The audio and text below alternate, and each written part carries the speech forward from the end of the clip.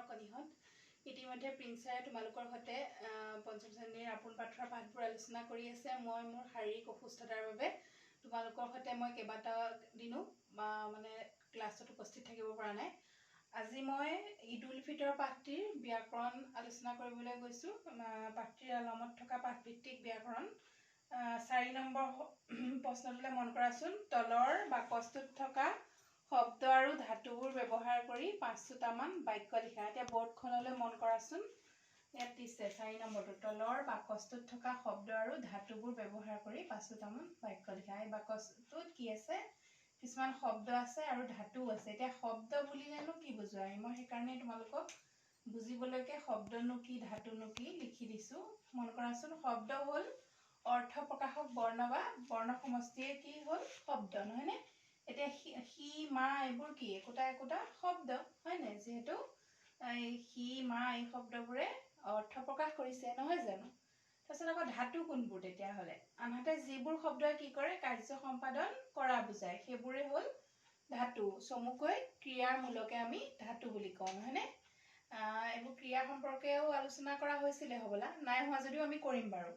কিন্তু এতিয়া বুজি থোৱা শব্দ আৰু ধাতু মানে কি মই লিখি দিছো তোমালোকে বহিত লিখি পেলাবা আৰু নিশ্চয় বুজিও পাইছা নহয় জানো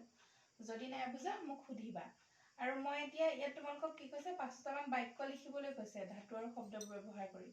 মই সেই কাৰণে তোমালোকক 3টা বাক্য ইতিমধ্যে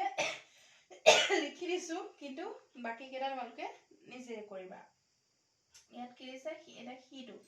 হি সোমবাৰে বিদ্যালয়লৈ যাব এটো মই নিজে তোমালোকক সাজি দিছো নহয়নে তাৰ পিছতে কাগজ বাহৰ পৰা কাগজ প্ৰস্তুত কৰা হয় নহয়নে ইয়াত তোমালোকে এতিয়া গম পাই গৈছা কোনটো ধাতু কোনটো শব্দ হিটো এটা শব্দ নহয় জানো তাৰ পিছতে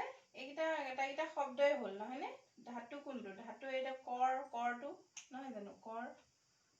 কাৰ্য সম্পাদন কৰিবলৈ কোৱা নাই জানো কৰ তাপা কিন নহয়নে এইটা কি ধাতু আক হয়নে এনেকে আছে আৰু এইটা লগাই তোমালোকে এটা বাক্য সাজিবা আৰু বিছত বহিবোৰ নিৰীক্ষণ কৰি দিয়া হ'ব তাৰ পিছত এতিয়া আমি 5 নম্বৰটো আলোচনা কৰি দিছো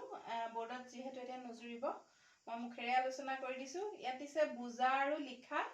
এটা নোহোৱা অৰ্থ বুজোৱা ধ্বনি আৰু ক্ৰিয়াপদ যোগ দিছেনে নৰ্থক ক্ৰিয়াপদ নোহোৱা তাৰমানে ক্ৰিয়াপদ নহয়নে কি বুজাইছে ন যোগ হয় নোহোৱাটো বুজোৱা ধ্বনি বুলি কৈছে নটোৱে নোহোৱা নুবুজায় জানো ন হয় নহয় তাৰমানে নহয়নে ন যোগ কৰে নকৰে তাৰমানে নহয়নে ন যোগ কামিলা এটো আকৌ নটো হৈ উচ্চাৰণ হ'ব কি হ'ব অকামিলা হ'ল এইখিনি মই আকৌ এটা ক্লাছত বুজাই পেলাই লিখি দিম বাৰু আজি মাত্ৰ আলোচনাহে কৰি দিছো তাৰছত ন যোগ আগত অন দিছে তাৰমানে অনাগত যিটো দিন অহা নাই অনাগত আমি যে কওঁ অনাগত দিনবোৰ সুখৰ হওক অনাগত তেনেকুৱা নহয়নে ন যোগ দেখা তাৰমানে নেদেখা ন যোগ নুমাল নুনুমাল হ'ল তাৰছত ন যোগ সুধা নুসুধা ন যোগ শিকা নিশিকা ন যোগ আকো না আকো তাৰমানে ন যোগ আনে মানে হ'ল এইখিনি কথা ইয়াত ক্ৰিয়াপদৰ কথা সোমাই আছে অকমান আলোচনা কৰিব লাগিব আমি আৰু এটা ক্লাছ ল'ম তাৰ কাৰণে এতিয়া মই চমুকে এইখিনিকে তোমালোকক আলোচনা কৰি দিলো যিহেতু মোৰ শাৰীৰিক অসুস্থতাৰ বাবে 2টা ক্লাছ মই তোমালোকক দিব নোৱাৰিলো